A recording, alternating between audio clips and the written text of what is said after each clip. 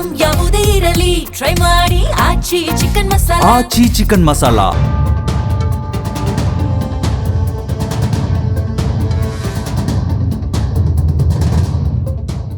ನಮಸ್ಕಾರ, ಜಿ ಮುಖಾಮುಖಿ ವಿಶೇಷ ಕಾರ್ಯಕ್ರಮಕ್ಕೆ ಸ್ವಾಗತ. ನಾನು ಪ್ರವೀಣ್ ಕುಂಬಾರ್. ಇವತ್ತಿನ ಜಿ ಮುಖಾಮುಖಿಯಲ್ಲಿ ಒಬ್ಬ ವಿಶೇಷ ಅತಿಥಿ ನಮ್ಮ ಜೊತೆಗಿದ್ದಾರೆ. 2023ಕ್ಕಿಂತ ಮೊದಲು ಕರ್ನಾಟಕದಲ್ಲಿ ಅಧಿಕಾರ ಹಿಡಿಬೇಕು ಅಂತ ರಾಜ್ಯ ಕಾಂಗ್ರೆಸ್ ಪಾಳೆಯ ಕರ್ನಾಟಕದ ಜನತೆಗೆ 5 ಗ್ಯಾರಂಟಿಗಳನ್ನ ಘೋಷಣೆ ಮಾಡಿತ್ತು. ಅದು ಗೃಹಲಕ್ಷ್ಮಿ, ಗೃಹ ಜ್ಯೋತಿ, ಯುವನಿಧಿ, ಅನ್ನಭಾಗ್ಯ ಸೇರಿದಂತೆ ಒಟ್ಟು 5 ಗ್ಯಾರಂಟಿಗಳನ್ನ ರಾಜ್ಯದ ಜನರಿಗೆ ನಾವು ಕೊಡ್ತೀವಿ ಅಧಿಕಾರಕ್ಕೆ ಬಂದ್ರೆ ಅಂತ ಹೇಳ್ತು. ಅದಾದ ನಂತರ 5 ಗ್ಯಾರಂಟಿಗಳನ್ನು ಕೂಡ ರಾಜ್ಯ ಸರ್ಕಾರ ಅನುಷ್ಠಾನ ಮಾಡ್ತು ಸಿದ್ದರಾಮಯ್ಯನವರ ಅವಧಿಯಲ್ಲಿ. ಸಿದ್ದರಾಮಯ್ಯನವರು ಮುಖ್ಯಮಂತ್ರಿ ಆಗಿದ್ರು. ಅವರ ಅವಧಿ ಪೂರೈಕೆಯಾಗಿ ಆ ಸ್ಥಾನಕ್ಕೆ ಇದೀಗ DK ಶಿವಕುಮಾರ್ ಬಂದಿದ್ದಾರೆ. ಆ ಗ್ಯಾರಂಟಿಗಳು ಮುಂದುವರಿತಾ ಇದೆ. ಆದರೆ ಗ್ಯಾರಂಟಿಗಳನ್ನ ಕೊಡುವುದರ ಜೊತೆಗೆ ಗ್ಯಾರಂಟಿಗಳನ್ನ ಪರಿಷ್ಕರಣೆ ಮಾಡ್ತೀವಿ ಅಂತ ಸರ್ಕಾರ ಹೊರಡ್ತಾ ಇದೆ. ಅದು ಗೃಹಲಕ್ಷ್ಮಿ ಮತ್ತು ಗೃಹ ಜ್ಯೋತಿ ಯೋಜನೆಗಳನ್ನ ನಾವು ಪರಿಷ್ಕರಣೆ ಮಾಡ್ತೀವಿ, ಯಾರ್ಯಾರು ಅನರ್ಹರಿದ್ದಾರೋ ಅವರನ್ನ ಕಿತ್ತು ಹಾಕುವ ಪ್ರಯತ್ನವನ್ನು ಮಾಡ್ತೀವಿ ಅಂತ ಹೇಳ್ತಾ ಇದ್ದಾರೆ. ಹಾಗಾದ್ರೆ ಹೆಂಗ್ ಪರಿಷ್ಕರಣೆ ಆಗುತ್ತೆ? ವಿರೋಧ ಪಕ್ಷಗಳು ಹೇಳ್ತಾ ಇವೆ ಹಣ ಇಲ್ಲದ್ದೇ ಕಾರಣಕ್ಕಾಗಿ ಪರಿಷ್ಕರಣೆ ಮಾಡ್ತಾ ಇದ್ದಾರೆ ಅಂತ. ಪರಿಷ್ಕರಣೆ ಇರೋದು ಅನರ್ಹರನ್ನ ತೆಗೆಯೋದಕ್ಕ ಅಥವಾ ಸರ್ಕಾರದ ಬಳಿ ಹಣ ಇಲ್ಲದೇ ಇದ್ದದ್ದಕ್ಕಿಂತದೊಂದು ಪರಿಷ್ಕರಣೆ ಇರ್ತಾ ಇದೆಯಾ? ಈ ಎಲ್ಲ ಪ್ರಶ್ನೆಗಳಿಗೆ ಉತ್ತರ ಕೊಡೋದಕ್ಕೆ ರಾಜ್ಯ ಮಟ್ಟದ ಗ್ಯಾರಂಟಿ ಯೋಜನೆಗಳ ಅನುಷ್ಠಾನ ಸಮಿತಿಯ ಅಧ್ಯಕ್ಷರಾಗಿರುವಂತಹ HM ರೇವಣ್ಣ ಅವರು ನಮ್ಮ ಜೊತೆ ಇದ್ದಾರೆ. ಸರ್ ನಮಸ್ಕಾರ. ಕಾರ್ಯಕ್ರಮ ನಮಸ್ಕಾರ. ನಾನು ಅವಾಗಲೇ ಹೇಳಿದೆ ಸರ್, ಅಧಿಕಾರಕ್ಕೆ ಬರುವಾಗ 5 ಗ್ಯಾರಂಟಿಗಳನ್ನು ಕೊಟ್ಟಿದ್ರಿ. ಇವತ್ತು ನೀವು ಗ್ಯಾರಂಟಿ ಸಮಿತಿ ರಾಜ್ಯ ಅಧ್ಯಕ್ಷರಾಗಿದ್ದೀರಿ. ಹೆಂಗ್ ಹೋಗ್ತಿದೆ ಗ್ಯಾರಂಟಿ? ನಾವು ಈ ಗ್ಯಾರಂಟಿ ಅನ್ನೋ ಪದಕ್ಕೆ ಜೊತೆಗೆ ಎಲ್ಲೆಂದು ಕಾಂಗ್ರೆಸ್ಸಿನ ಸರ್ಕಾರ ರಾಜ್ಯದಲ್ಲಿ ಅಧಿಕಾರದಲ್ಲಿದೆಯೋ ಅಲ್ಲಲ್ಲೂ ಕೂಡ ನಾವು ಈ ಜನಪರ ಕಾರ್ಯಕ್ರಮಗಳು ಕೊಟ್ಟಿದ್ದೇವೆ. ಒಂದೊಂದೇ ಹೇಳ್ತೇನೆ. ದೇವರಾಜ ಅರಸೋರ ಕಾಲದಲ್ಲಿ ಉಳುವವನಿಗೆ ಭೂಮಿ, ಗುಂಡೂರಾಯರ ಕಾಲದಲ್ಲಿ ಇವರು ಸ್ಟೈಪೆಂಡ್ರಿ ಗ್ರ್ಯಾಜುಯೇಟ್ಸ್ಗೆ ಅವಕಾಶ ಕೊಟ್ಟಿರ್ತಕ್ಕಂಥದ್ದು, ವೀರಪ್ಪಯ್ಯನವ್ರ ಕಾಲದಲ್ಲಿ CET ತಂದಿರ್ತಕ್ಕಂಥದ್ದು, ಮತ್ತು ಬಂಗಾರಪ್ಪನವ್ರ ಕಾಲದಲ್ಲಿ 10 HP ಕರೆಂಟನ್ನು ಫ್ರೀಯಾಗಿ ಕೊಟ್ಟಿರ್ತಕ್ಕಂಥದ್ದು, ಮತ್ತು ಇನ್ನೂ ಅನೇಕ ಕಾರ್ಯಕ್ರಮಗಳು ಕೊಟ್ಟೇ ಇದ್ದೀವಿ. ಮತ್ತು ಸಿದ್ದರಾಮಯ್ಯನವರ ಸಮಯದಲ್ಲಿ 165 ಭರವಸೆಗಳನ್ನು ಕೊಟ್ಟು ಅಷ್ಟನ್ನು ಕೂಡ ಅನುಷ್ಠಾನಕ್ಕೆ ತಂದಿದ್ದೇವೆ. ಇದು ಭಾಗ್ಯಗಳ ಸರ್ದಾರ, ಅನ್ನದಾತ, ಈ ರೀತಿ. ಆದರೆ ನಾವು ಚುನಾವಣೆಗೋಸ್ಕರನೇ ಇದನ್ನು ಮಾಡಿದ್ದೀವಿ ಅಂತಕ್ಕಂಥದ್ದಲ್ಲ ಮೊದಲನೇದಾಗಿ. ಎರಡನೇದಾಗಿ ಆ ಪರಿಸ್ಥಿತಿ ಹೇಗಿತ್ತು ಅಂದರೆ ಜನಗಳ ಜೀವನ ಅಧೋಗತಿಗೆ ಹೋಗಿತ್ತು, ಬೆಲೆ ಏರಿಕೆ ಆಕಾಶಕ್ಕೆ ಹೋಗಿತ್ತು, ನಮ್ಮ ಜನಜೀವನ ಭೂಮಿಗೆ ಮುಟ್ಟಿತ್ತು. ಅಂಥ ಸಂದರ್ಭದಲ್ಲಿ ಗ್ಯಾಸ್ ಬೆಲೆ, ಪೆಟ್ರೋಲ್ ಬೆಲೆ, ಡೀಸೆಲ್ ಬೆಲೆ ಮತ್ತು ಸಾಮಗ್ರಿಗಳ ಬೆಲೆ, ದಿನನಿತ್ಯ ಬಳಕೆಯ ವಸ್ತುಗಳ ಬೆಲೆ ಎಲ್ಲವೂ ಏರಿದಂಥ ಸಂದರ್ಭದಲ್ಲಿ ಚುನಾವಣೆಗೆ ಹೋಗೋ ಸಮಯ ಅದಕ್ಕೆ ಹತ್ರ ಬಂದಂಥ ಸಂದರ್ಭ. ಆಗ ನಾವು ಜನರಿಗೆ ನಾವು ಈ ರೀತಿ 5 ಭರವಸೆಗಳು ಕೊಡ್ತೀವಿ ಅಂಥೇಳಿ ನಮ್ಮ ಅಂದಿನ ವಿರೋಧ ಪಕ್ಷದ ನಾಯಕರು ಮತ್ತು ಅಂದಿನ ಕಾಂಗ್ರೆಸ್ಸಿನ ಅಧ್ಯಕ್ಷರಾದ DK ಶಿವಕುಮಾರ್ ಅವರು ನಮ್ಮ ರಾಷ್ಟ್ರದ ನಾಯಕರ ಜೊತೆಗೂಡಿ ಚರ್ಚಿಸಿ ನಾವು ಗ್ಯಾರಂಟಿ ನಾವು ಕೊಡ್ತೇವೆ ಅಂತಕ್ಕಂಥದ್ದನ್ನು ಒಂದು ಚೆಕ್ ಮೂಲಕ ಸಹಿ ಮಾಡಿ ಕೊಟ್ಟು ನಾವು 136 ಸೀಟನ್ನು ಗೆದ್ವಿ. ಜನರಿಗೆ ನಮ್ಮ ಮೇಲೆ ನಂಬಿಕೆನೂ ಇತ್ತು, ಇವರು ನಡೆದಂತೆ ನಡೀತಾರೆ ಅಂತ. ಅದೇ ರೀತಿ ನಾವು ಮೊದಲನೇ ಸಂಪುಟದಲ್ಲೇ 5 ಗ್ಯಾರಂಟಿಗಳನ್ನು ತಾವೇ ಹೇಳಿದಂಗೆ ಜಾರಿಗೆ ತಂದ್ವಿ. 5 ಕೂಡ ಉತ್ತಮವಾಗಿ ನಡೀತಾ ಇದೆ. ಇದರ ಬಗ್ಗೆ ಅನೇಕ ವಿಶ್ಲೇಷಣೆಗಳಾಗಿವೆ. ಅದರಲ್ಲೂ ಅರ್ಥಶಾಸ್ತ್ರಜ್ಞರಾದಂಥ ಭಾರತ ಮತ್ತು ಅಂತಾರಾಷ್ಟ್ರೀಯ ಮಟ್ಟದ ಅರ್ಥಶಾಸ್ತ್ರಜ್ಞರು ಅಮೃತಾ ಸೇನ್ ಮತ್ತು ಅಭಿಜಿತ್ ಬ್ಯಾನರ್ಜಿ ಅವರು ಹೇಳಿರೋ ಪ್ರಕಾರ ಆರ್ಥಿಕ ಸುಧಾರಣೆಗೆ ಈ ಕಾರ್ಯಕ್ರಮಗಳು ಭಾಳ ಉತ್ತಮವಾದದ್ದು. ಮಹಿಳೆಯರ ಸಬಲೀಕರಣಕ್ಕೂ ಕೂಡ ಇದು ಒಳ್ಳೆಯದು ಅಂತ ಹೇಳೋದಲ್ಲದೆ ಇವತ್ತು ರಾಜ್ಯ ಗ್ಯಾರಂಟಿ ಕೊಡುವ ಮೂಲಕ ಭಾರತದಲ್ಲೇ ನಾವು ತಲಾ ಆದಾಯದಲ್ಲಿ ಮೊದಲನೇ ಸ್ಥಾನದಲ್ಲಿದ್ದೇವೆ, GSTಯಲ್ಲಿ 2ನೇ ಸ್ಥಾನದಲ್ಲಿದ್ದೇವೆ. ಹಣ ರೊಟೇಷನ್ ಆಗುವ ಮೂಲಕ, ಜನರ ಕೈಯಲ್ಲಿ ಹಣ ಓಡಾಡುವ ಮೂಲಕ ಜನರ ಆರ್ಥಿಕ ಪರಿಸ್ಥಿತಿಯೂ ವೃದ್ಧಿಯಾಗಿ ಕೊಳ್ಳುವ ಸಾಮರ್ಥ್ಯ ಕೂಡ ಹೆಚ್ಚಿದೆ. ಇವೆಲ್ಲವೂ ಆಗಿರ್ತಕ್ಕಂಥದ್ದು ಸತ್ಯ. ಅದು ಸಿದ್ದರಾಮಯ್ಯನವ್ರ ಕಾಲದಲ್ಲಿ ಬಂತು, ಇವರು ಶಿವಕುಮಾರ್ ಕಾಲದಲ್ಲಿ ಪರಿಷ್ಕರಣೆ ಅಥವಾ ನಿಲ್ಲಿಸ್ತಾರೆ ಅಂತಕ್ಕಂಥದ್ದು ವಿರೋಧ ಪಕ್ಷದವರ ಮಾತಿಗೆ ನನ್ನ ಉತ್ತರ ಏನಪ್ಪ ಅಂದರೆ, ನಾವು ಯಾವುದೇ ಕಾರಣಕ್ಕೂ ಗ್ಯಾರಂಟಿಗಳನ್ನು ನಿಲ್ಲಿಸಲ್ಲ. ಗ್ಯಾರಂಟಿ ಕೊಟ್ಟೇ ಕೊಡ್ತೇವೆ. ಇಲ್ಲಿವರೆಗೂ 1,40,40,000 ಕೋಟಿ 1,40,000 ಕೋಟಿ ಅಂದರೆ ಸಾಮಾನ್ಯ ಹಣ ಅಲ್ಲ. ಇದನ್ನು ನೇರವಾಗಿ ಮಧ್ಯವರ್ತಿಗಳಿಲ್ಲದೆ, ದಳ್ಳಾಳಿಗಳಿಲ್ಲದೆ, ಲಂಚವಿಲ್ಲದೆ ನೇರವಾಗಿ ಫಲಾನುಭವಿಗಳ ಅಕೌಂಟ್ಗೆ ದುಡ್ಡು ಹೋಗಿರ್ತಕ್ಕಂಥದ್ದು ಇಡೀ ಭಾರತದಲ್ಲಿ ಅತಿ ಇದಕ್ಕೆ ಯಶಸ್ವಿ ಕಾರ್ಯಕ್ರಮ. ಮತ್ತು ಪ್ರಧಾನಮಂತ್ರಿಗಳ ಆರ್ಥಿಕ ಸಲಹೆಗಾರರೇ ಇದನ್ನು ಹೊಗಳಿದ್ದಾರೆ. ಕರ್ನಾಟಕದ ಗೃಹಲಕ್ಷ್ಮಿ ಯೋಜನೆ ಭಾರತದಲ್ಲಿ ಅತ್ಯುತ್ತಮ ಕಾರ್ಯಕ್ರಮ ಅನ್ನುವಂಥ ಹೆಗ್ಗಳಿಕೆಗೂ ಕೂಡ ಹೊಗಳಿಕೆಗೂ ಕೂಡ ಇದು ಸಾಕ್ಷೀಭೂತವಾಗಿದೆ. ಇಂಥ ಸಂದರ್ಭದಲ್ಲಿ ನಮ್ಮ ಅನಿಸಿಕೆ ಮತ್ತು ನಮ್ಮ ಮುಖ್ಯಮಂತ್ರಿಗಳಾದಂಥ DK ಶಿವಕುಮಾರ್ ಅವರ ಅನಿಸಿಕೆ, ಈ ಕಾರ್ಯಕ್ರಮ ನಾವು ಏನು ಅನರ್ಹರಿಗೆ ತಲುಪಬಾರದು, ಇದರಲ್ಲಿರೋ ಲೋಪ ಸರಿಪಡಿಸಬೇಕು ಅನ್ನೋದು. ನನ್ನ ಬೇಸಿಕ್ ಪ್ರಶ್ನೆ ಇರೋದು, ಈ ಲೋಪ, ಅರ್ಹ, ಅನರ್ಹ ಅನ್ನೋದು ಯೋಜನೆಗಳನ್ನ ಅನುಷ್ಠಾನ ಮಾಡುವಾಗ ಸರ್ಕಾರದ ಗಮನಕ್ಕೆ ಬರ್ಲಿಲ್ವಾ? 2023ರಲ್ಲಿ ನೀವು ಕೊಡೋದಕ್ಕೆ ಶುರು ಮಾಡಿದ್ರಿ. ಅವತ್ತೇ ಒಂದು ಮಾನದಂಡವನ್ನು ಇಟ್ಕೊಂಡು ಇಂಥವ್ರಿಗೆ ಮಾತ್ರ ಗ್ಯಾರಂಟಿಗಳನ್ನು ಕೊಡ್ತೀವಿ ಅನ್ನುವಂತ ಮಾತು. ಅದರಲ್ಲಿ ಸ್ವಲ್ಪ ಇಲ್ಲ ಅಂತ ನಾನು ಹೇಳಲ್ಲ. ಯಾವುದೇ ಒಂದು ಹೊಸ ಕಾರ್ಯಕ್ರಮ ತಂದಾಗ ಸಣ್ಣ ಪುಟ್ಟ ನ್ಯೂನತೆ ಬರ್ತವೆ. ಅದು ಯಶಸ್ವಿಯಾಗಿ ಆಗಿದೆಯಲ್ಲ ಅದ್ರ ಬಗ್ಗೆ ನಾವು ಮಾತಾಡಬೇಕು. ಯಾವುದೇ ಕಾರ್ಯಕ್ರಮ ಅಂತಂದ್ರೂ 2%, 3% ವ್ಯತ್ಯಾಸ ಆಗದೆ ಇರ್ತಕ್ಕಂಥದ್ದು ಯಾವ ಕಾರ್ಯಕ್ರಮ ಇದೆ? ಅದರಲ್ಲಿ ಇವರು ಬಂದ ಮೇಲೇ ಅಲ್ಲ, ನಾವು ಹಿಂದೆನೇ ಈ ಮರಣ ಹೊಂದಿದವರ ಅಕೌಂಟ್ಗೆ ಹಣ ಹೋಗಿದೆ ಅನ್ನೋದು DK ಶಿವಕುಮಾರ್ ಅವ್ರು ಕಂಡುಹಿಡ್ತಿದ್ದೇನಲ್ಲ. ನಾನು 26 ಜಿಲ್ಲೆಗಳು ಪ್ರವಾಸ ಮಾಡೋ ಸಂದರ್ಭದಲ್ಲಿ ಅಲ್ಲಿ ಒಂದು ಕಡೆ ನಮಗೆ ನಾವು ಇದರಲ್ಲಿ ಕಳೆದ 25ನೇ ಇಸ್ವಿನಲ್ಲಿ 8ನೇ ತಾರೀಕು ನವೆಂಬರ್ ತಿಂಗಳಲ್ಲಿ ಮರಣ ಹೊಂದಿದವರ ಅಕೌಂಟ್ಗೆ ಹಣ ಹೋಗಿ ಬ್ಯಾಂಕಲ್ಲಿ ಡಿಪಾಸಿಟ್ ಆಗಿದೆ ಅನ್ನೋ ಒಂದು ಅಂಶ ಬಂತು. ತಕ್ಷಣ ನಾನು ಅಂದಿನ ಮುಖ್ಯಮಂತ್ರಿಗಳಿಗೆ ಕಾಗದ ಬರೆದೆ. Chief secretary along with 5 additional chief secretary ಜೊತೆಲಿ ಸಭೆ ಮಾಡಿ ಇದರ ಡೇಟಾ ತರಿಸೋದಕ್ಕೆ ಪ್ರಯತ್ನ ಮಾಡಿದ್ವಿ. ಅದು ಮೊದಲನೇ ವರದಿ ಬಂದಾಗ 97,000 ಕೋಟಿಗಳು ಬ್ಯಾಂಕಲ್ಲಿ ಡಿಪಾಸಿಟ್ ಆಗಿತ್ತು. 1,47,000 ಫಲಾನುಭವಿಗಳಿಗೆ ಈ ರೀತಿ ಹಣ ಹೋಗಿತ್ತು.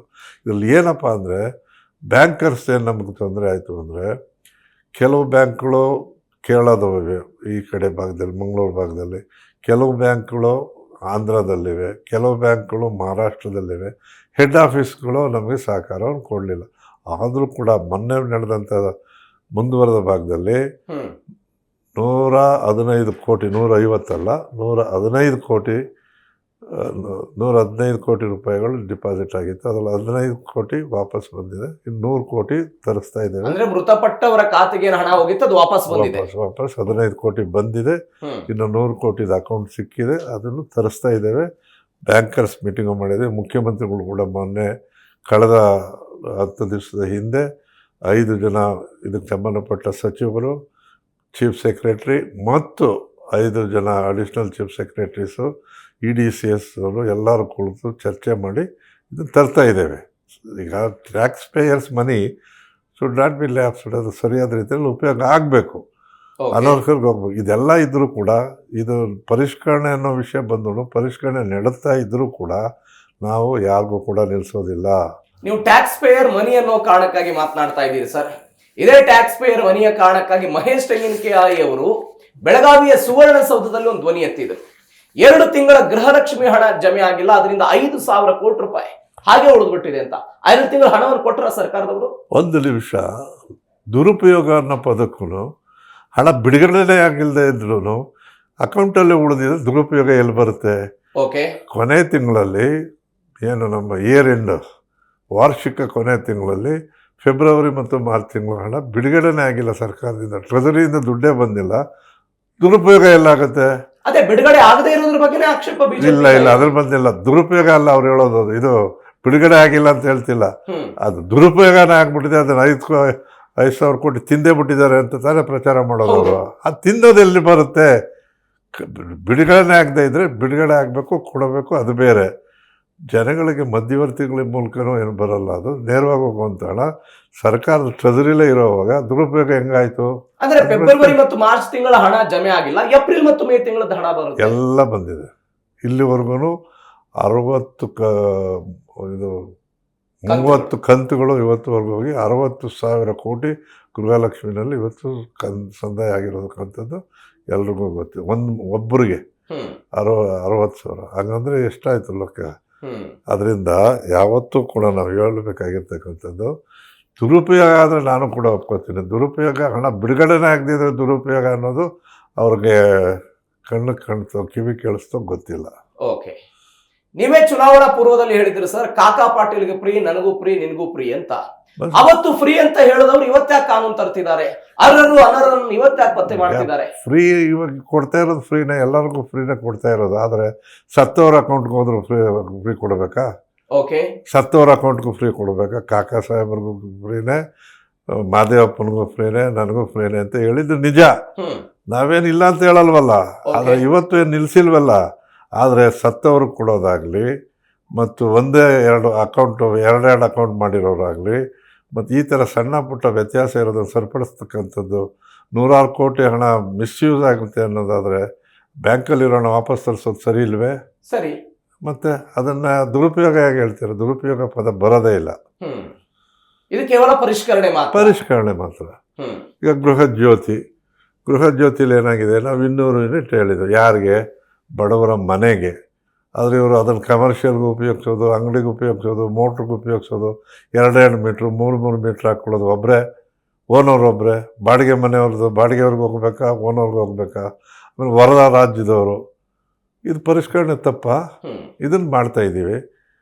ಅದು ತಪ್ಪು ಅನ್ನೋದಾದ್ರೆ ಗೃಹ ಜ್ಯೋತಿನಲ್ಲೂ ಕೂಡ 200 ಯೂನಿಟ್ ಅಂತ ಹೇಳಿದ್ರೆ ನಾವು ಅದಕ್ಕನ್ನು ಈ ಮೀಟ್ರ್ಗಳೇ ಬದಲಾಯಿಸ್ಕೊಂಡು ಎಕ್ಸ್ಟ್ರಾ ಮೀಟ್ರ್ಗಳು ಹಾಕ್ಕೊಂಡು ವ್ಯಕ್ತಿ ಒಬ್ಬರೇ ಉಪಯೋಗಿಸೋದು ತಪ್ಪಲ್ವಾ? ತಪ್ಪು. ಮತ್ತು ಅದನ್ನು ಸರಿಪಡಿಸ್ತಾ ಇರತಕ್ಕಂಥ ಕೆಲಸ ಮಾಡ್ತಾ ಇದ್ದೇವೆ. ನೀವು ಹಿಂಗೆ ಹೇಳ್ತೀರಿ ಸರ್, ವಿರೋಧ ಪಕ್ಷಗಳ ಜನರ ಮುಂದೆ ಹೇಳ್ತಾ ಇರೋದು ಕೊಡೋದಕ್ಕೆ ಹಣ ಇಲ್ಲ ಸರ್ಕಾರದ ಬಳಿ ಹಣ ಇಲ್ಲ ಅನ್ನೋದು ಯಾವಾಗ ಬರುತ್ತೆ ಅಂದರೆ, ಸರ್ಕಾರಿ ನೌಕರಿಗೆ ಏನಾರು ಸಂಬಳ ಕೊಡೋದು ನಿಲ್ಲಿಸಿದೆಯಾ? ಕೊಡಬೇಕಾದಂಥ 7th ಪೇ ಕಮಿಷನನ್ನು ಕೊಟ್ಟು ಅವ್ರಿಗೆ ಅದನ್ನು ಕೊಟ್ಟಿಲ್ವಾ? ಅಂಗನವಾಡಿಯವ್ರಿಗೆ ಕೊಟ್ಟಿಲ್ವಾ? ಇವರು ಬೇರೆ ಯಾವ್ಯಾವ ಕಾರ್ಯಕ್ರಮ ನಡೀತದೆ ಅವೆಲ್ಲ ನಡೀತಾ ಇಲ್ವಾ? ಹೇಳೋಕೆ ಅವ್ರಿಗೇನು? ಈ ಕಾರ್ಯಕ್ರಮ ಆಗಿದ್ದರೆ ನಾವು ಜಾತ್ಯತೀತವಾಗಿ ಪಕ್ಷಾತೀತವಾಗಿ ಎಲ್ಲ ವರ್ಗದವ್ರಿಗೂ ಕೊಡ್ತಾ ಇದ್ದೀವಲ್ಲ, ಅದನ್ನೇ ಕಾಕಾ ಸಾಹೇಬ್ರಿಗೂ ಫ್ರೀ ಇದ್ದಿದ್ದು. BJP ಅವ್ರು ಹೇಳಿ ನಾವು ಇದು ದುರುಪಯೋಗ ಆಗುತ್ತೆ ನಿಲ್ಲಿಸ್ಬಿಡ್ತೀವಿ ತಗೋಬೇಡಿ ಅಂತ ಹೇಳಿ ಗ್ಯಾರಂಟಿಗಳಿಗೆ ಹಣವನ್ನು ಹೊಂದಿಸೋ ಕಾರಣಕ್ಕಾಗಿ ಉಳಿದ ಯೋಜನೆಗಳ ಹಣ ಸಿಗ್ತಾ ಇಲ್ಲ ಅಂತ ವಿರೋಧ ಪಕ್ಷದವ್ರು ಮಾತ್ರ ಅವ್ರಿಗೆ ಹೇಳಬೇಕು, ಹೇಳ್ತಾ ಇದ್ದಾರೆ ಹೊರತು ಎಷ್ಟು ಕೆಲಸಗಳಾಗ್ತಾ ಇದ್ವಿ ಅನ್ನೋದು ಎಲ್ಲ ಕಡೆನೂ ಬೆಳಗ್ಗೆ ಎದ್ದು ನೋಡ್ತಾ ಇದ್ದೀವಿ. ನಾನೇ ಹೋಗಿ ಬಂದಿದ್ದೀನಿ, ಎಲ್ಲ ಕಡೆನೂ ಕೆಲಸಗಳು ನಡೀತಾನೆ ಇವೆ. ವಿರೋಧ ಪಕ್ಷದವ್ರಿಗೆ ಏನು ಕೆಲಸ? ಅವ್ರಿಗೆ ಹೊಟ್ಟೆ ಉರಿ ಬಂತು. ಇಡೀ ಭಾರತದಲ್ಲಿ ಎಲ್ಲರೂ ಕೂಡ ಒಪ್ಪಿದಂಥ ಈ ಕಾರ್ಯಕ್ರಮನ ಅದರಿಂದ ಆ ನೋವು ತಡೆಯೋಕ್ಕಾಗ್ತಾ ಇಲ್ಲ, ಅದಕ್ಕೋಸ್ಕರ ಹೇಳ್ತಾರೆ. ಅದನ್ನು ಮಾಡಿದ್ದಲ್ಲದೆ ಈಗ ಮಹಾನ್ ನಾಯಕರಾದಂಥ ಮೋದಿರವರು ಈ ಕಾರ್ಯಕ್ರಮ ಬರೋದಿಲ್ಲ, ಈ ಕಾರ್ಯಕ್ರಮ ಮಾಡಿದ್ರೆ ದಿವಾಳಿ ಆಗ್ತಾರೆ ಕರ್ನಾಟಕ ರಾಜ್ಯದಲ್ಲಿ ಅಂತೆಲ್ಲ ರಾಜಸ್ಥಾನದಿಂದ ಹೇಳಿದ್ರು. ಅದಾದಮೇಲೆ ಮಹಾರಾಷ್ಟ್ರದಲ್ಲಿ ತಂದರು, ಮಧ್ಯಪ್ರದೇಶದಲ್ಲಿ ತಂದರು, ರಾಜಸ್ಥಾನದಲ್ಲಿ ತಂದರು, ಹರಿಯಾಣದಲ್ಲಿ ತಂದರು. ಕೊನೆಗೆ ಯಾವ ಕೆಟ್ಟ ಪರಿಸ್ಥಿತಿಗೆ ಹೋದ್ರು ಅಂದರೆ, ನೀತಿ ಸಂಹಿತೆ ಇದ್ದರೂ ಬಿಹಾರಲ್ಲಿ ಕೊನೆ 10 ದಿವಸದಲ್ಲಿ 10,000 ರೂಪಾಯಿ ಕೊಟ್ಟು ಸರ್ಕಾರ ತಂದವರು ಇವರ. ನಾನು ಆಗಲೇ ಹೇಳಿದಾಗೆ ನಮ್ಮ ಕಾಂಗ್ರೆಸ್ ಪಕ್ಷ ಯಾವತ್ತು ಅಧಿಕಾರದಲ್ಲಿರುತ್ತೋ ಸಾಮಾಜಿಕ ನ್ಯಾಯ ಮತ್ತು ಜನರಿಗೆ ಸ್ಪಂದಿಸುವಂಥ ಕಾರ್ಯಕ್ರಮಗಳನ್ನು ಮೊದಲಿಂದನೂ ಮಾಡ್ಕೊಂಡ್ಬಂದಿದ್ದೀವಿ.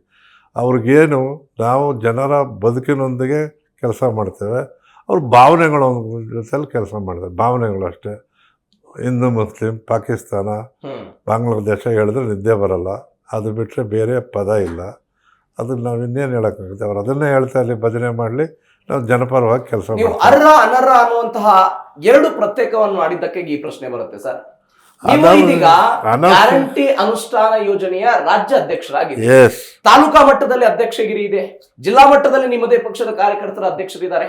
ಅವ್ರಿಗೆ ಪತ್ತೆ ಮಾಡೋದಕ್ಕೆ ಸಾಧ್ಯ ಆಗ್ಲಿಲ್ವಾ? ಯಾರು ಅರ್ಹರಿದ್ದಾರೆ, ಯಾರು ಅನರ್ಹರಿದ್ದಾರೆ, ಯಾರಿಗೆ ತಲುಪ್ತಾ ಇದೆ, ಯಾರಿಗೆ ತಲುಪ್ತಾ ಇಲ್ಲ ಅಂತ ವೋಟ್ ಬ್ಯಾಂಕ್ ನ ಕಾರಣಕ್ಕಾಗಿ ಸುಮ್ಮನಿಡೋ ಪ್ರಯತ್ನ ಆಯ್ತಾ? ಇದಕ್ಕೊಂದು ಮಾತು ನೀವು ಕೇಳಿದ್ ಕರೆಕ್ಟು. ಯಾರೇ ಆಗಲಿ ಬಂದು ನೇರವಾಗಿ ನಮ್ಮಿಂದ ಪಡಿತಾ ಇರಲಿಲ್ಲ. ಓಕೆ, ಆಫೀಸ್ಗೆ ಬರೋದು, ಅವ್ರ ಮನೆಗೆ ಅವರ ಅಕೌಂಟಿಗೆ ಬ್ಯಾಂಕಿಗೆ ಹೋಗ್ತಾ ಇದ್ದಿದ್ದರಿಂದ ಸರಿಯಾಗಿ ಆಗ್ತಾ ಇದೆ ಅನ್ನೋ ಭಾವನೆಯಿಂದ ನಾವಿದ್ವಿ. ಅದನ್ನೇ 25ರಲ್ಲೇ ಕಂಡುಹಿಡ್ದಿದ್ದೀವಿ ಅಂತ ಕಂಡುಹಿಡ್ದಿರೋ ಇದೇ ಕಮಿಟಿಯವರೇ ಆದಾಗ ಕಮಿಟಿ ಬಗ್ಗೆ ಯಾಕೆ ಅನುಮಾನ ಪಡ್ತೀರಿ? ಈ ಸಂಸ್ಥೆ ನಾವೇ ಕಂಡುಹಿಡಿದು ಇವತ್ತು ಅದು ಸರಿಪಡಿಸ್ತಾ ಇರೋದಕ್ಕೆ ಮುಖ್ಯಮಂತ್ರಿಗಳು ನಮಗೆ ಶಬಾಷ್ಗಿರಿ ಕೊಡ್ತಾ ಇರ್ತಕ್ಕಂಥದ್ದು. ಜನರು ಬೆಚ್ತಾ ಇದ್ದಾರೆ. ವಿರೋಧ ಪಕ್ಷದವ್ರಿಗೆ ಮಾತ್ರ ಹೊಟ್ಟೆ ಉರಿ ಬಂದರೆ ನಾವೇನು ಮಾಡೋಕ್ಕಾಗುತ್ತೆ? ಓಕೆ, ಈ ಶಕ್ತಿ ಸ್ಮಾರ್ಟ್ ಕಾರ್ಡ್ಗಳನ್ನು ಕೊಡ್ತೀವಿ ಅಂತ ಹೇಳಿದ್ರಿ, ಎಲ್ಲಿಗೆ ಬಂತು ಸರ್ ಅದು? ನೋಡಿ, ಇಡೀ ಪ್ರಪಂಚದಲ್ಲ ಶಕ್ತಿ ಯೋಜನೆ ಭಾಳ ಯಶಸ್ವಿಯಾಗಿ ಆಗಿರ್ತಕ್ಕಂಥದ್ದು. ಲಂಡನ್ನಿನ ಮೇಯರ್ನವರು ಸ್ವತಃ ಇದನ್ನು ಹೊಗಳಿದ್ದಾರೆ. U N O general secretary Philemon ಯಾನ್ರವರು ಈ ಕರ್ನಾಟಕದ ಈ ಕಾರ್ಯಕ್ರಮಗಳು ಇಡೀ ಪ್ರಪಂಚದಲ್ಲಿ ಬರಬೇಕು ಅನ್ನೋ ಮಾತಾಡಿರ್ತಕ್ಕಂಥದ್ದಕ್ಕೆ ನಾನು ಅವರಿಗೆ ಧನ್ಯವಾದ ಹೇಳ್ತೇನೆ. ಶಕ್ತಿ ಯೋಜನೆ ಅಡಿಯಲ್ಲಿ ಇವತ್ತು 600 ಕೋಟಿಗೂ ಮೀರಿ ಮಹಿಳೆಯರು ಟ್ರಿಪ್ ಮಾಡಿದ್ದಾರೆ. 600 ಕೋಟಿ, ನಾವು 6.5 ಕೋಟಿ ಜನ ಇರೋರು ಇದರಲ್ಲಿ ನೋಡಿದಾಗ ಮಾಹಿತಿ ಪ್ರಕಾರ 600 ಕೋಟಿಗೂ ಮೀರಿ ಈಗ 600 ಚಿಲ್ಲರೆ 700ವರೆಗೂ ಹೋಗ್ತಾ ಇದೆ. ಇಂಥ ಸಮಯದಲ್ಲಿ ಈ ಶಕ್ತಿ ಯೋಜನೆ ಇವತ್ತು ಮಹಿಳೆಯರಲ್ಲಿ ಸ್ವಾಭಿಮಾನವನ್ನು ಹೆಚ್ಚಿಸಿದೆ. ಮಹಿಳೆಯರ ಸಬಲೀಕರಣ ಅಂತ ಬಾಯಲ್ಲಿ ಹೇಳೋದಲ್ಲ, ಮಹಿಳೆಯರ ಸಬಲೀಕರಣವನ್ನು ನಿಜವಾಗಿಯೂ ಮಾಡಿರ್ತಕ್ಕಂಥದ್ದು ಕರ್ನಾಟಕ ಸರ್ಕಾರ. ಮಹಿಳೆಯರ ಸಬಲೀಕರಣ ಏನಾಯಿತು, ಆದ್ರೆ ಸಾರಿಗೆ ಘಟಕಗಳ ಸಬಲೀಕರಣ ಆಗಲಿಲ್ಲ. ಸಾರಿಗೆ ಇಲಾಖೆಗಳಿಗೆ ನೀವು ಹಣವನ್ನು ಟ್ರಾನ್ಸ್ಫರ್ ಮಾಡಿಲ್ಲ. ನೀವು ಇಲ್ಲ ಆಗಿಂದಾಗಿ ಏನು ಕೊಡಬೇಕೋ ಕೊಡ್ತಾನೆ ಇದ್ದೀವಿ. ಬಟ್ ಬಾಕಿ ಇದೆ ಬರೋದು ಅಂತ ಇವತ್ತೇ ಇದೆಯಾ ಆ ಸಂಸ್ಥೆಗಳು? ನಾನು ಟ್ರಾನ್ಸ್ಪೋರ್ಟ್ ಮಿನಿಸ್ಟರ್ ಆಗಿದ್ದವನೇ, ನಾನು ಇದ್ದವನೇ. ಆಗಿಂದಾಗಿ ಇದೇ ವಿಷಯದಲ್ಲೆಲ್ಲ ಎಂದೆಂದು ಇದಕ್ಕೆ ಕೊಡಬೇಕೋ ಅದನ್ನು ಕೊಡ್ತಾನೆ ಇರ್ತೇವೆ. ಇದು ನಿರಂತರವಾಗಿ ನಡೆಯುವಂಥದ್ದು. ಇಲ್ಲ ನಾವು ಬಸ್ ನಿಲ್ಲಿಸಿದ್ದೀವ್ಯಾ, ಅದಕ್ಕಾಗಿ ಸಂಬಳ ನಿಲ್ಲಿಸಿದ್ದೀವ್ಯಾ?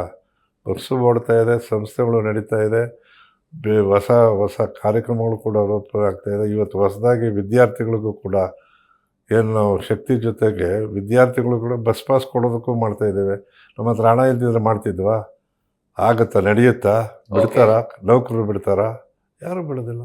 ಇತ್ತೀಚೆಗೆ ಬಿಜೆಪಿಯವರು ಒಂದು ಟ್ವೀಟ್ ಮಾಡಿದ್ರು ಸರ್, ನಿಮ್ಮ ಸಾರಿಗೆ ವಿಚಾರಕ್ಕಾಗಿ. ಪ್ರಿಯಾಂಕ್ ಖರ್ಗೆ ಅವರ ಸ್ವಜಿಲ್ಲೆ ಕಲಬುರಗಿ ಜಿಲ್ಲೆಯಿಂದ ಒಂದು ಪ್ರದೇಶ 90 ಕಿಲೋಮೀಟರ್. ಆ 90 ಕಿಲೋಮೀಟರ್ ತನಕವೂ ಕೂಡ ಮೊಬೈಲ್ ಟಾರ್ಚ್ ಅನ್ನು ಇಟ್ಕೊಳ್ಬೇಕು ಹೋಗ್ಬೇಕಾದಂತಹ ಪರಿಸ್ಥಿತಿ. ಹೆಡ್ಲೈಟ್ಗಳಿಲ್ಲ ಬಸ್ಸಿಗೆ. ಬಿಜೆಪಿ ಟೀಕೆ ಮಾಡಿದಂತಹ ಪರಿ ಇದು. ಬಿಜೆಪಿ ಅವ್ರಿಗೆ ಇನ್ನೇನು ಕೆಲಸ ಇಲ್ಲ ಅಂತ ಹೇಳಿದಲ್ಲ. ಸರಿ, ಅಂಥ ಬಸ್ನ ಓಡಿಸೋದೇ ಇಲ್ಲ. ಅವ್ರು ಏನಕ್ಕೆ ಯಾವ್ದು ಹುಡುಕಿದಾರೋ ನನಗೆ ಗೊತ್ತಿಲ್ಲ. ಓಕೆ, ಯಾವತ್ತೂ ಕೂಡ ಅದಕ್ಕಾಗಿಯೇ ಟೆಕ್ನಿಕಲ್ ಟೀಮ್ ಇದೆ, ಎಲ್ಲ ಇದೆ. ಅದರಲ್ಲೂ ಈಗಂತೂ ನಮಗೆ ನರ್ಮಿಂದನೂ ಕೂಡ JNN ನರ್ಮಿಂದನೂ ಬಸ್ಸಸ್ ಬರ್ತಾಯಿವೆ, ಎಲೆಕ್ಟ್ರಿಕ್ ಬಸ್ಸಸ್ ಇವೆ. ಅದು ಭಾಳ ಇಡೀ ಭಾರತದಲ್ಲಿ ಅತ್ಯುತ್ತಮ ಸಾರಿಗೆ ಅಂತೇಳಿ ಇದು ಬಂದಿರತಕ್ಕಂಥದ್ದು, ಪ್ರೈಸಸ್ ಬಂದಿರತಕ್ಕಂಥದ್ದು ಕರ್ನಾಟಕ ಮೊದಲನೇ ಸ್ಥಾನದಲ್ಲಿದೆ. ತಲಾದಾಯದಲ್ಲೂ ಮೊದಲಿದ್ದೀವಿ, GST ಮೊದಲಿದ್ದೀವಿ, ಟ್ರಾನ್ಸ್ಪೋರ್ಟಲ್ಲೂ ಮೊದಲಿದ್ದೀವಿ, ಅನೇಕ ವಿಷಯಗಳಲ್ಲಿ ಮೊದಲಿದ್ದೀವಿ. BJP ಅವರು ಯಾವ ಡ್ಯಾಮ್ ಕಟ್ಟಿದ್ದಾರೆ, ಯಾವ ಕಾರ್ಯಕ್ರಮ ಕೊಟ್ಟಿದ್ದಾರೆ, ಯಾವ ಇನ್ಸ್ಟಿಟ್ಯೂಟ್ ಮಾಡಿದ್ದಾರೆ? ಬರೀ ಧರ್ಮ, ಹಿಂದೂ ಧರ್ಮ ಅಥವಾ ಮುಸ್ಲಿಮು, ಇವರು ಬಾಂಗ್ಲಾದೇಶದವರು ಇಂಥದ್ದು ಹೇಳ್ಕೊಂಡೇ ಕಾಲ ಕಳೀತಾರೆ ಹೊರತು ನಮ್ಮಂಥ ಕಾರ್ಯಕ್ರಮ ಯಾವುದಾದ್ರೂ ಇದೆಯಾ? ಒಂದಂದ್ರೆ ಒಂದು ಸಾರಿ ಅರ್ಕಲ್ ಸೀರೆ ಮುರ್ಕಲು ಸೈಕಲ್ಲು ಬಿಟ್ಟರೆ ಯಾವ ಸ್ವಾಮಿ ಅವ್ರದ್ದು ಹೇಳೋವಂಥದ್ದು ಕಾರ್ಯಕ್ರಮಗಳೇ ಇಲ್ಲ. ಅವ್ರಿಗೆ ಭಾವನೆಗಳ ಬಗ್ಗೆ ಕೆಲಸ ಮಾಡ್ತಾರೆ ಅಷ್ಟೇ. ಬಿಜೆಪಿಯವರು ಭಾವನೆಗಳ ಬಗ್ಗೆ ಕೆಲಸ ಮಾಡ್ತಾರೆ. ಆದರೆ ನಿನ್ನೆ ಬಂದಿರುವಂತಹ ಒಂದು ವರದಿ, ಪ್ರಧಾನಮಂತ್ರಿಗಳ ಆರ್ಥಿಕ ಸಲಹಾ ಸಮಿತಿಯಿಂದ ಕರ್ನಾಟಕದ ಗೃಹಲಕ್ಷ್ಮಿ ಯೋಜನೆಗೆ ಬಹುಪರಾಕ್ ಹೇಳಿರೋದು. ಅಂದ್ರೆ ನಿಮ್ಮ ಯಶಸ್ಸಿಗೆ ಸಿಕ್ಕಂತಹ ರಿಮಾರ್ಕ್ ಇದು. ಅಲ್ಲ, ಸಂತೋಷ ಪಡ್ತೀವಿ. ಯಾಕೆ ಅಂತ ಹೇಳಿದ್ರೆ ಅದೇ ಪ್ರಧಾನಮಂತ್ರಿಗಳು ಈ ಕರ್ನಾಟಕ ರಾಜ್ಯದಲ್ಲಿ ರಾಜಸ್ಥಾನದಿಂದ ಮೊದಲು ಹೇಳಿದ್ದು ಈ ಕಾರ್ಯಕ್ರಮ ಯಶಸ್ವಿ ಆಗೋದಿಲ್ಲ, ಇದು ಮಾಡೋದ್ರಿಂದ ಕರ್ನಾಟಕ ರಾಜ್ಯ ದಿವಾಳಿ ಆಗುತ್ತೆ. ಅಂದರೆ ಇಲ್ಲಿವರೆಗೂ 3 ವರ್ಷ ಕೊಟ್ಟಿದ್ದೀವಲ್ಲ, 3 ವರ್ಷನೂ ಕೊಟ್ಟಿದ್ದೀವಿ, ಮುಂದೆನೂ ಕೊಡ್ತೀವಿ, ಇವತ್ತು ಕೊಡ್ತಾನೆ ಇದ್ದೀವಿ. ಅದರಿಂದ ಅವರು ಹೇಳಿರ್ತಕ್ಕಂಥದ್ದಕ್ಕೆ ನಾನು ಸ್ವಾಗತ ಮಾಡ್ತೀನಿ. ನಮಗೂ ಖುಷಿ ಆಯಿತು. ಯಾಕೆ ಅಂತ ಹೇಳಿದ್ರೆ ನಾವು ಮಾಡಿದಂಥ ಕಾರ್ಯಕ್ರಮ ಬರೀ ಇವರೊಬ್ಬರೇ ಅಲ್ಲ, ಪ್ರಾಪಂಚಿಕ ಮಟ್ಟದಲ್ಲೇ ನಮಗೆ ಫಿಲಮನ್ ಯಾನ್ ಅವರ ಅಭಿಪ್ರಾಯನೂ ಕೂಡ ಅದೇ ಬಂದಿದೆ, ಅರ್ಥಶಾಸ್ತ್ರಜ್ಞರ ಅಭಿಪ್ರಾಯನೂ ಬಂದಿರುವಾಗ ಇವರು ಒಬ್ಬರು ಕೊಟ್ಟಿದ್ದಾರೆ, ಅದಕ್ಕೂ ಸಂತೋಷ ಪಡ್ತೇವೆ. ಬಟ್ ಆ ವರದಿಯಲ್ಲಿ ಒಂದು ಉಲ್ಲೇಖ ಆಗಿದೆ ಸರ್, ಸಮಯಕ್ಕೆ ತಕ್ಕಂತೆ ಮಹಿಳೆಯರಿಗೆ ತಲುಪ್ತಾ ಇರುವಂತಹ ಹಣವನ್ನ ಪರಿಷ್ಕರಣೆ ಮಾಡಬೇಕು. ಇವತ್ತು 2,000 ರೂಪಾಯಿ ಇದ್ದಿದ್ದು ನಾಳೆ 2,500 ರೂಪಾಯಿ ಆಗಬೇಕು, ಹಣದುಬ್ಬರವನ್ನು ನಿಭಾಯಿಸಬೇಕು ಅನ್ನೋ ಕಾರಣಕ್ಕಾಗಿ. ಕರ್ನಾಟಕದಲ್ಲಿ ಜಾಸ್ತಿ ಆಗತ್ತಾ ಗೃಹಲಕ್ಷ್ಮಿ ಹಣ? ಅಲ್ಲಲ್ಲ, ಅವರಾಗೆ ಚುನಾವಣೆ ಸಮಯಕ್ಕೆ ಬಿಹಾರಲ್ಲಿ 10,000 ಹಾಕಿ ತಿರುಗಿ ನಿಲ್ಲಿಸೋದಾಗಲಿ, ಮಹಾರಾಷ್ಟ್ರದಲ್ಲಿ ಕೊಡ್ತೀವಿ ಅಂತೇಳಿ ನಿಲ್ಲಿಸೋದಾಗಲಿ, ವೆಸ್ಟ್ ಬೆಂಗಾಲ್ನಲ್ಲಿ ಬರೀ 45 ಲಕ್ಷ ಕೊಡೋದಾಗಲಿ ಮಾಡಿಲ್ಲ. ನಾವು ಕೊಡ್ತಾ ಇರ್ತಕ್ಕಂಥದ್ದು ನಮ್ಮಿರ್ತಕ್ಕಂಥ ಪಾಪ್ಯುಲೇಷನಲ್ಲಿ ಗೃಹಲಕ್ಷ್ಮಿ 1.24 crore ಕೊಡ್ತಾ ಇದ್ದೀವಿ. 1.24 ಇವರಿಗೆ ಮಹಿಳೆಯರಿಗೆ ಕೊಡ್ತಾ ಇರ್ತಕ್ಕಂಥದ್ದು. ನಮ್ಮ ಪಾಪ್ಯುಲೇಷನಲ್ಲಿ ಎಷ್ಟಾಯಿತು?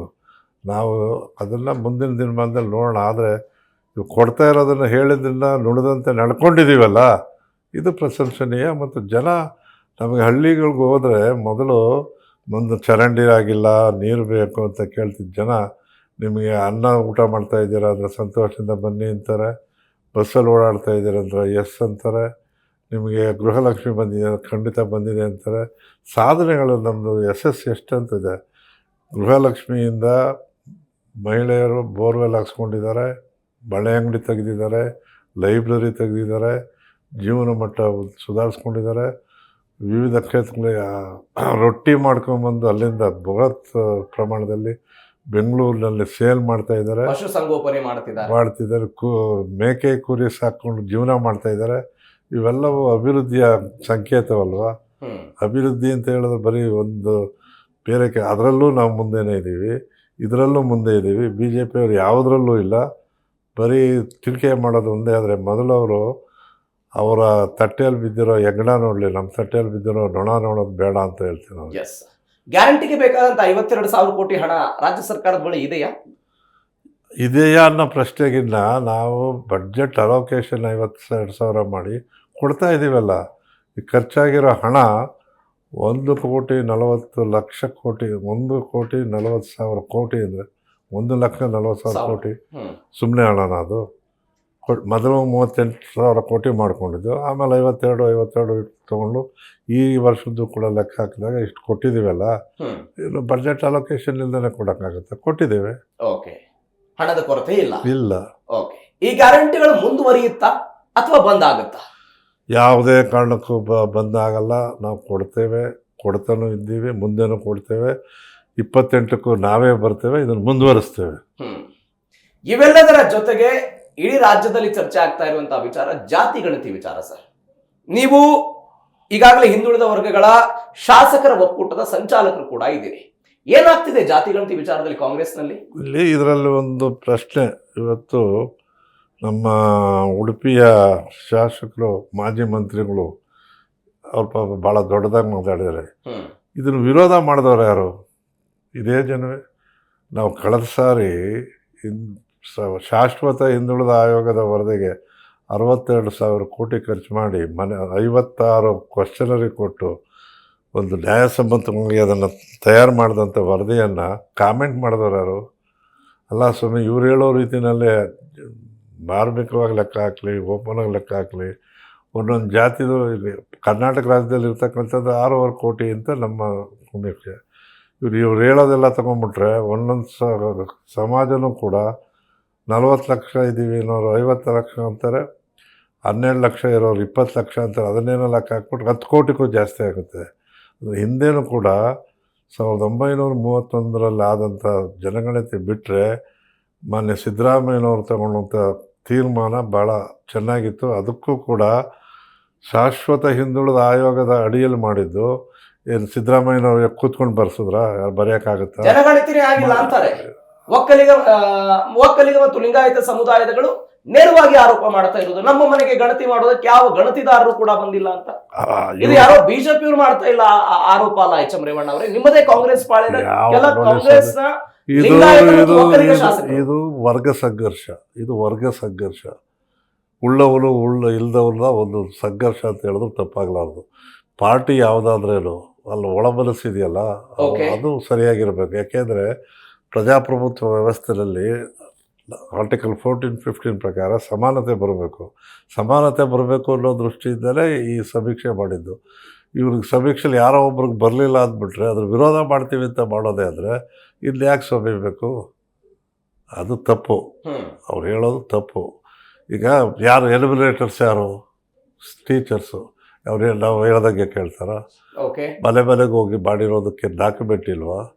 ಶಾಶ್ವತ ಹಿಂದುಳಿದ ಜುಡಿಷಿಯಲ್ ಸ್ಟೇಟಸ್ ಇರ್ತಕ್ಕಂಥ ಒಂದು ಬಾಡಿ ಬಹಿರಂಗಪಡಿಸ್ಬೇಕಿತ್ತು. ಹಾಗಾದ್ರೆ ಅದೇ ತಗೊಳ್ಳೋಂಥ ಸಮಯದಲ್ಲಿ ಮೊನ್ನೆ ಕುಮಾರಸ್ವಾಮಿ ಅವರು ರಿಸೀವ್ ಮಾಡಲಿಲ್ವಲ್ಲ, ನೀವು ಅಧಿಕಾರಕ್ಕೆ ಬಂದ್ರಲ್ಲ, ತಗೊಂಡ್ವಿಲ್ಲ. ತಗೊಂಡು ಆದರೆ ಅದಕ್ಕೆ ಭಾಳ ವಿರೋಧ ಬಂದಿದ್ದರಿಂದ ಇನ್ನೊಂದು ನಾವು ಅಪಾಯಿಂಟ್ ಮಾಡಿದ್ರು.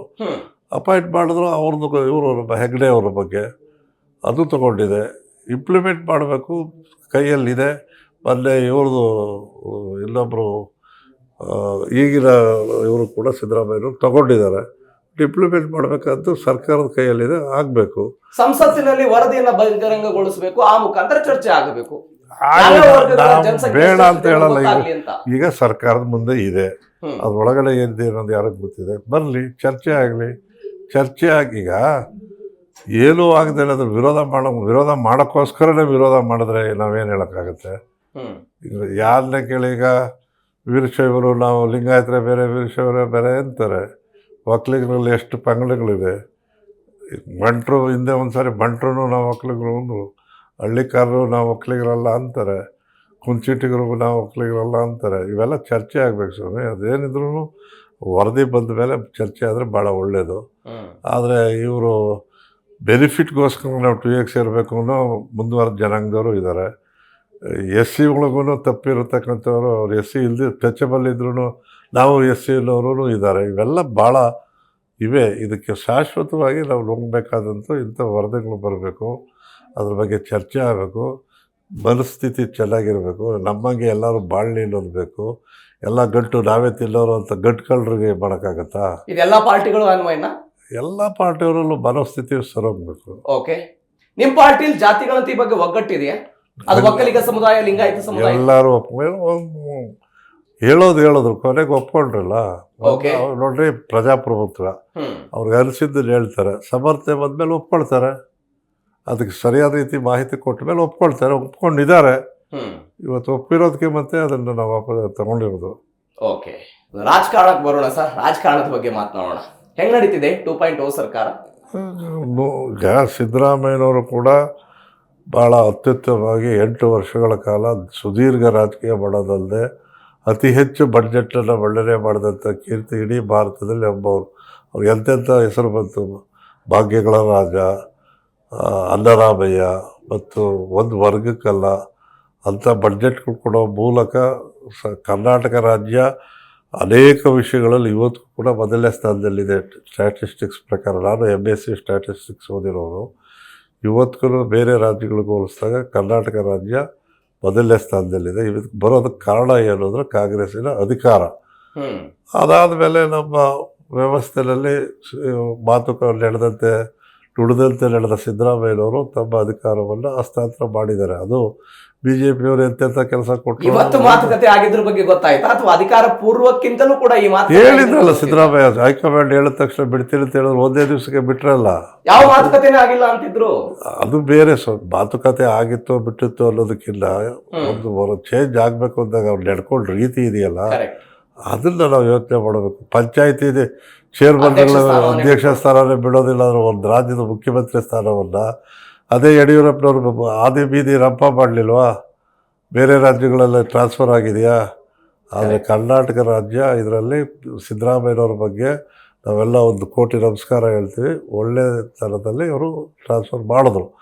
ಮಾಡಾದಮೇಲೆ ಈ 30 ದಿನಗಳಲ್ಲಿ ಮಾನ್ಯ DK ಶಿವಕುಮಾರ್ ಅವರು ನಡೆದು ಬರ್ತಾ ಇರ್ತಕ್ಕಂಥ ದಾರಿ ನೋಡಿದ್ರೆ ಈ ರಾಜ್ಯವನ್ನು ಒಳ್ಳೆಯ ರೀತಿಯಲ್ಲಿ ಸಿದ್ದರಾಮಯ್ಯನವ್ರು ಬಂದ ರೀತಿಯಲ್ಲಿ ನಡೆಸ್ಕೊಂಡು ಹೋಗ್ತಾರೆ. ಮತ್ತು ಇಲ್ಲೂ ಅತ್ಯುತ್ತಮವಾದ ಸರ್ಕಾರವನ್ನು ಕೊಡ್ತಾರೆ. 24 ಗಂಟೆ, ಅದರಲ್ಲಿ 18 ಗಂಟೆ ಕಾಲ ಕೆಲಸ ಮಾಡ್ತಾಯಿದ್ದಾರೆ. ಇವತ್ತಿಗೂ ಕೂಡ ಅವರು ನಿಜವಾಗಿಯೂ ಅವರು ಮೊದಲಿಗೆ ಅವ್ರಿಗೆ ಏನೇನು ಅನ್ತಾ ಇದ್ರು ಜನ, ಒಂದೇ ತಿಂಗಳಲ್ಲಿ ಅವ್ರಿಗೆ ಅತ್ಯುತ್ತಮವಾದಂಥ ಸಂದೇಶಗಳು ಬರ್ತಾಯಿವೆ. ಅವರ ನೀತಿ ಚೆನ್ನಾಗಿದೆ ಅಂತಕ್ಕಂಥದ್ದು ಎಲ್ಲರೂ ಕೂಡ ಒಪ್ತಾ ಇದ್ದಾರೆ. ನೀವು ಸಿದ್ದರಾಮಯ್ಯನವರ ಬಗ್ಗೆ ಮಾತನಾಡ್ತಾ ಇದ್ದೀವಿ. ಸಿದ್ದರಾಮಯ್ಯನವರನ್ನು ಕಡೆಗಣಿಸಲಾಗ್ತಾ ಇದೆ, ಮೂಲೆಗುಂಪು ಮಾಡಲಾಗ್ತಾ ಇದೆ ಅಧಿಕಾರ ಹೋದ ನಂತರ. ಅಧಿಕಾರ ಹೋದ ತಕ್ಷಣ ಮೂಲೆಗುಂಪು ಹೋದ್ರೆ ಹೆಂಗೆ? ಈಗ CWC ಮೆಂಬರ್ ಮಾಡಿದೆ. ಓಕೆ, ಎಲ್ಲ ಮೀಟಿಂಗ್ಗಳಿಗೂ ಕನ್ಸಲ್ಟ್ ಮಾಡ್ತಾ ಇದ್ದಾರೆ, ಬರ್ತಾ ಇದ್ದಾರೆ. ಈಗ ಅವರು ಒಬ್ಬ ಸರಿಸಮಾನವಾದಂಥ ಸ್ಥಾನನೂ ಕೊಟ್ಟು ಡಿಸ್ಕಷನ್ನಲ್ಲೂ ಇದ್ದು ಮಂತ್ರಿಮಂಡಲ ರಚನೆಯಲ್ಲೂ ಇದ್ದಾರೆ. ಎಲ್ಲದರಲ್ಲೂ ಪಾರ್ಟಿಸಿಪೇಷನ್ ಮಾಡುವಾಗ ಕೊನೆಗಳಿಸಿದ್ದಾರೆ ಅಂತ ವಿರೋಧ ಪಕ್ಷಗಳು ಹೇಳಕ್ಕೆ ಹೋದ್ರೆ ಏನಿದೆ ಅದರಲ್ಲಿ ಅರ್ಥ? ಅವರು ಹೇಳ್ತಾರೆ ಅಷ್ಟೇ. ಅದೇ ಸಿದ್ದರಾಮಯ್ಯ ಖಾನ್ ಅಂತ ಜನ ಇವರು. ಇವತ್ತು ಸಿದ್ದರಾಮಯ್ಯ ಭಾಳ ಒಳ್ಳೆಯವನಾಗ್ಬಿಟ್ಟ ಇವರಿಗೆ. ಇಂಥ ಜನದ ಬಾಯಿಂದ ಮುಗಿತದ ಬಾಯಲ್ಲಿ ಭಗವದ್ಗೀತೆ ಕೇಳ್ದಂಗೆ ಆಯ್ತು ನಿಮ್ಮ ಸಹವಾಸ. ಸಚಿವ ಸಂಪುಟ ವಿಸ್ತರಣೆ ಆಗತ್ತಾ ಶೀಘ್ರದಲ್ಲಿ? ಹಾಗೇ ಆಗಬೇಕು. 14 ಜನದಲ್ಲ ಮಂತ್ರಿಮಂಡಲ ನಡೆಸೋಕ್ಕಾಗತ್ತಾ? ಆಗಲ್ಲ. ಹಾಗೆ ಆಗುತ್ತೆ. ಯಾಕೆ ಡಿಲೇ ಅಂತಲ್ಲ, ನಮ್ಮ ನಾಯಕರು ಇರಲಿಲ್ಲ, ಬೇರೆ ಬೇರೆ ಕಾರಣಗಳಿದೆ. ಒಂದು ಸಾರಿ ಬದಲಾವಣೆ ಆಗಬೇಕಾದ್ರೆ district wise, community wise, area representation ಅವೆಲ್ಲ ಸಿದ್ಧತೆಗಳು ಆಗಿವೆ ಅಂತ ನನಗೆ ಭಾವಿಸ್ತೇನೆ. ಅದು ಕೇಂದ್ರದ ಮುಖ್ಯಸ್ಥರ ಜೊತೆಲಿ ಮಾತನಾಡಿ ನನ್ನ ಪ್ರಕಾರ ಆಷಾಢದ ಬಗ್ಗೆ ಸ್ವಲ್ಪ ನಮ್ಮ ಡಿ ಕೆ ಶಿವಕುಮಾರ್ ಅವರಿಗೆ ಶಾಸ್ತ್ರಗಳು ಭಾಳ ನಂಬ್ತಾರೆ, ದೇವ್ರು ಒಳ್ಳೇದು ಮಾಡಲಿ, ಜಾಗ್ರತೆ ಮಾಡ್ತಾರೆ ಅಂತಕ್ಕಂಥ ನಂಬನೆ ನನಗೂ ಇದೆ. ಈಗ ಬರ್ತಾ ಇರುವಂತಹ ಕೆಲವೊಂದಿಷ್ಟು ಮಾಹಿತಿಗಳ ಪ್ರಕಾರ ಯಾರ್ಯಾರು ಸಿದ್ದರಾಮಯ್ಯನವರ ಬಣದಲ್ಲಿ ಗುರುತಿಸಿಕೊಂಡಿದ್ರು ಎಲ್ಲರೂ ಕೂಡ ಶಿಫ್ಟ್ ಆಗ್ತಿದ್ದಾರೆ. ಸತೀಶ್ ಜಾರಕಿಹೊಳಿ, ಎಚ್.ಸಿ. ಮಹದೇವಪ್ಪ, ಜಮೀರ್ ಅಹಮದ್ ಖಾನ್. ಹೌದಾ, ಸಿದ್ದರಾಮಯ್ಯನವರು ಬಿಡ್ತಿದ್ದಾರೆ ಇವರೆಲ್ಲ? ಏನು ಸುಳ್ಳಿಲ್ಲ. ಈಗ ಸತ್ಯ ಆಗಿದ್ರೆ ಅಲ್ಲ, ಏನು ಸುಳ್ಳಿಲ್ಲ ಅಂದರೆ ಇವೆಲ್ಲ ಇದನ್ನ ಈ ರೀತಿ ಬದಲಾವಣೆ ಆಗ್ತಾರೆ ಅನ್ನೋದು ಸುಳ್ಳು. ಓಕೆ, ಅವ್ರು ಯಾರು ಕೂಡ ಬದಲಾವಣೆ ಆಗಲ್ಲ. ಈಗ ಮುಖ್ಯಮಂತ್ರಿ ಆದ ಸಮಯದಲ್ಲಿ ಮುಖ್ಯಮಂತ್ರಿಗಳಿಗೆ ನಾವು ಲಾಯಲಾಗಿರಲೇಬೇಕಾಗತ್ತಲ್ಲ. ಆ ವಿಷಯದಲ್ಲಿ ಇದೆ ಬೇರೆ ಪಕ್ಷನ, ನಮ್ಮ ಪಕ್ಷದ ನಾಯಕರೇ ಅವ್ರ ಜೊತೆಲಿ ಸಂಪರ್ಕ ಇದ್ದರೆ ತಪ್ಪೇನಿದೆ? ತಪ್ಪೇನಿಲ್ಲ. ಓಕೆ. ಆಮೇಲೆ ಸಿದ್ದರಾಮಯ್ಯನವ್ರೇನು ಕಡೆಗಣಿಸಿರುವಂಥ ಪರಿಸ್ಥಿತಿ ಯಾರಿಗೂ ಇಲ್ಲ. ಯಾವ ಮಂತ್ರಿಗಳು ಕೂಡ ಅವರಿಂದ ದೂರ ಆಗೋದಿಲ್ಲ. ಸಂಬಂಧಗಳು ಚೆನ್ನಾಗೇ ಇದೆ. ಇದರಲ್ಲಿ ಕುಡಿಯೋ ನೀರಲ್ಲಿ ಕಡ್ಡಿ ಅಲ್ಲಾಡಿಸ್ತಾರೆ ಅಷ್ಟೇ. ನೀವೊಬ್ಬರು ಕುರುಬ ಸಮುದಾಯದ ನಾಯಕರು, ಸಿದ್ದರಾಮಯ್ಯನವರು ಕುರುಬ ಸಮುದಾಯದ ನಾಯಕರು. ಇದೀಗ ಡಿ ಕೆ ಶಿವಕುಮಾರ್ ಅವರ ಸಂಪುಟದಲ್ಲಿ ಇಬ್ಬರಿಗೆ ಅವಕಾಶ ಸಿಕ್ಕಿದೆ. ಒಂದು ಬೈರತಿ ಸುರೇಶ್, ಮತ್ತೊಂದು ಯತೀಂದ್ರ ಸಿದ್ದರಾಮಯ್ಯನವರಿಗೆ. ಇನ್ನು ಹೆಚ್ಚಿನ ಸ್ಥಾನ ನಿರೀಕ್ಷೆ ಇದೆಯಾ? ಖಂಡಿತ ಇನ್ನೊಂದು ಸ್ಥಾನ ಕೊಡಲೇಬೇಕು. ಯಾಕೆ ಅಂತ ಹೇಳಿದ್ರೆ ಸಿದ್ದರಾಮಯ್ಯನವರು ಇದ್ದಾಗ ಅವರ ಈಕ್ವೇಷನ್ ಬೇರೆ. ಒಬ್ಬ ಮುಖ್ಯಮಂತ್ರಿ ಸ್ಥಾನದಲ್ಲೇ ನಾನು ಇರೋದ್ರಿಂದ ಇಲ್ಲೊಬ್ಬರು ಇರಲಿ ಅಂತ ಇಟ್ಕೊಂಡು ಸರ್ಕಾರ ನಡೆಸಿದ್ರು. ಈಗ ಯಾವುದೇ ಬೇರೆ ಮುಖ್ಯಮಂತ್ರಿಗಳಾದ ಒಕ್ಕಲಿಗರಿರಲಿ, ಲಿಂಗಾಯತರಿದ್ದಾಗ 8 ಜನ ಲಿಂಗಾಯತರು ಮಿನಿಸ್ಟ್ರುಗಳಿದ್ದರು. ಒಕ್ಕಲಿಗರು ಕುಮಾರಸ್ವಾಮಿ ಇದ್ದಾಗಲೂ 7 ಜನ ಒಕ್ಕಲಿಗರು ಇರ್ತಿದ್ರು.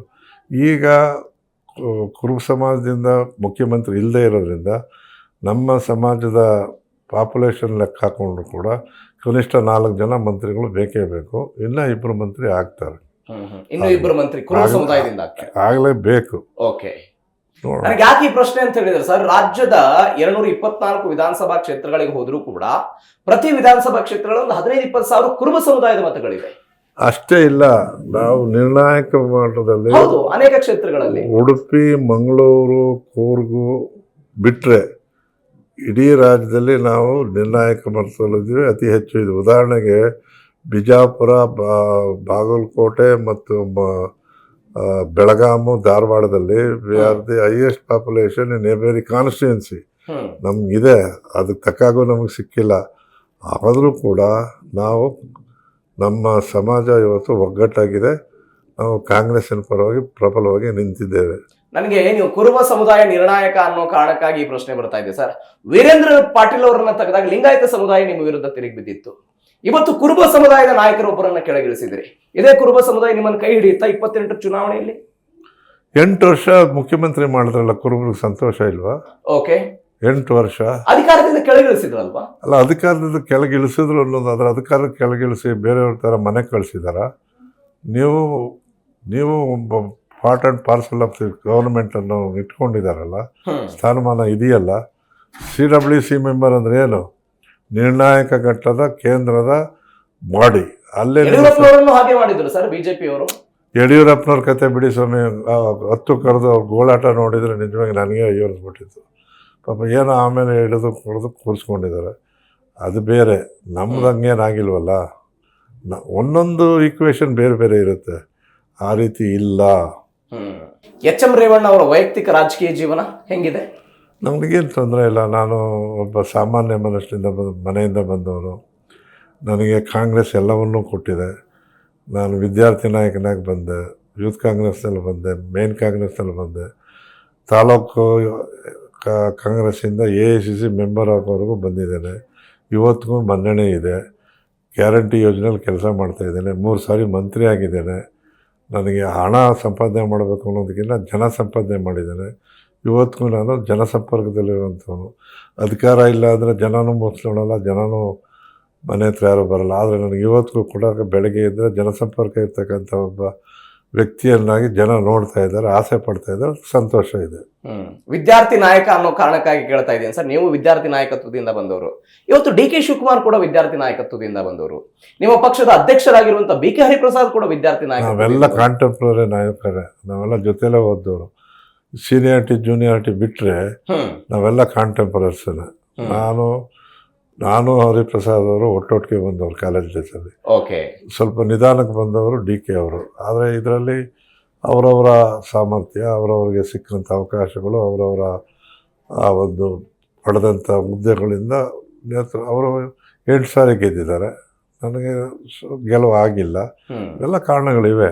ಆದರೂ ರಾಜಕೀಯದಲ್ಲಿ ಅಧಿಕಾರ ಇರಲಿ ಇಲ್ಲದವಲ್ಲ ಸಕ್ರಿಯವಾಗಿದ್ದೀನಲ್ಲ, ಅದು ತೃಪ್ತಿ ಇದೆ. ನನಗೆ ತೃಪ್ತಿ ಇದೆ. 89-99ರಲ್ಲಿ ಗೆಲ್ತೀರಿ. ಅದಾದ ನಂತರ ಪರಿಷತ್ನ ಸದಸ್ಯರಾಗ್ತೀರಿ. 2028ರ ಚುನಾವಣೆ ಮೇಲೆ ಕಣ್ಣಿದೆ ಎಚ್ ಎಂ ರೇವಣ್ಣ ಅವ್ರದ್ದು. ನಾನು ಸೋನಿಯಾ ಗಾಂಧಿ ಅಲ್ವಲ್ಲ, ಅಧಿಕಾರ ಬೇಡ ಅನ್ನೋದಕ್ಕಾಗಲಿ ಅಥವಾ ನಾನು ಇಲ್ಲ ಅನ್ನೋದಕ್ಕಾಗಲಿ. ಈಗ ದೇವೇಗೌಡರನ್ನು ಜ್ಞಾಪಿಸ್ಕೋಬೇಕು.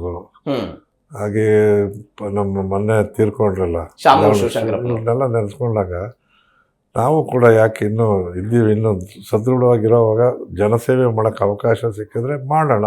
ಜೀವಿತಾವಧಿಯ ತನಕವೂ ಕೂಡ ಅಲ್ಲ, ಅದು ಅಧಿಕಾರದಲ್ಲಿ ಇದ್ದೇ ಮಾಡಬೇಕು ಅಂತ ಏನಿಲ್ಲ. ನಾನು ಆಗಲೇ ಹೇಳಿದಾಗೆ ಸಕ್ರಿಯ ರಾಜಕೀಯಕ್ಕಿಂತ ಜನಸೇವೆಗೂ ಇದಕ್ಕೂ ವ್ಯತ್ಯಾಸ ಇದೆ. ಜನಸೇವೆಯಲ್ಲಂತೂ ಇರ್ತೀನಿ. ಯಾವ ಕ್ಷೇತ್ರದಿಂದ? ಚನ್ನಪಟ್ಟಣದಿಂದ ಸೋತ್ರಿ. ನಿಮ್ಮ ಹಳೆಯ ಕ್ಷೇತ್ರ ಮಾಗಡಿ ಇವತ್ತು ಬಾಲಕೃಷ್ಣ ಅವರ ಪಾಲಾಗಿದೆ. ಯಾವ ಕ್ಷೇತ್ರದಿಂದ ಎಚ್ ಎಂ ರೇವಣ್ಣ ಅವರ ಸ್ಪರ್ಧೆ? ಅದು ಆ ಸಮಯ ಬಂದಾಗ ಬರುತ್ತೆ. ತಯಾರಿ ನಡೀತಿದೆಯಾ ಇವತ್ತು? ಇನ್ನೂ ಏನೂ ಇಲ್ಲ. ಬಟ್ ಚುನಾವಣೆ ಮೇಲೆ ಕಣ್ಣಿದೆ. ಖಂಡಿತ ಇದೆ. ಸ್ಪರ್ಧೆ ಮಾಡ್ತೀರಿ? ಮಾಡ್ತೀನಿ. Okay, thank you so much sir, ಇಷ್ಟೊತ್ತು ಜೀ ಕನ್ನಡ ಜೊತೆ ಮಾತನಾಡಿದ್ದಕ್ಕೆ. ಎಸ್ ವೀಕ್ಷಕರೇ, ನೀವು ಕೇಳಿಸ್ಕೊಂಡ್ರಿ ಎಚ್ ಎಂ ರೇವಣ್ಣ ಅವರ ಮಾತು. ಗ್ಯಾರಂಟಿ ಯೋಜನೆಯಿಂದ ಹಿಡಿದು ವೈಯಕ್ತಿಕ ರಾಜಕಾರಣ ಮತ್ತು 2028ರ ಚುನಾವಣೆಯ ಗುರಿ ತನಕವೂ ಕೂಡ ಒಂದು ದೊಡ್ಡ ಮಟ್ಟದ ಆಲೋಚನೆಯನ್ನ ಎಚ್ ಎಂ ರೇವಣ್ಣ ಅವರು ಇಟ್ಕೊಂಡಿದ್ದಾರೆ. ಹೀಗಾಗಿ ರಾಜ್ಯ ರಾಜಕಾರಣದ ಈ ತಿರುವು ಎಲ್ಲಿಗೆ ಬಂದು ನಿಲ್ಲುತ್ತೆ, ಗ್ಯಾರಂಟಿ ಯೋಜನೆಗಳ ಪರಿಷ್ಕರಣೆ ಎಲ್ಲಿಗೆ ಬಂದು ನಿಲ್ಲುತ್ತೆ, ಕಾದ್ ನೋಡೋಣ. ಇದರೊಂದಿಗೆ ಇವತ್ತಿನ ಅವ್ರ ಜೊತೆಗಿನ ಮಾತನ್ನು ಮುಗಿಸ್ತಾ ಇದ್ದೀನಿ. ನೋಡ್ತಾ ಇರಿ ಜೀ ಕನ್ನಡ ನ್ಯೂಸ್, ಸತ್ಯವೇ ಸುದ್ದಿಯ ಜೀವಾಳ.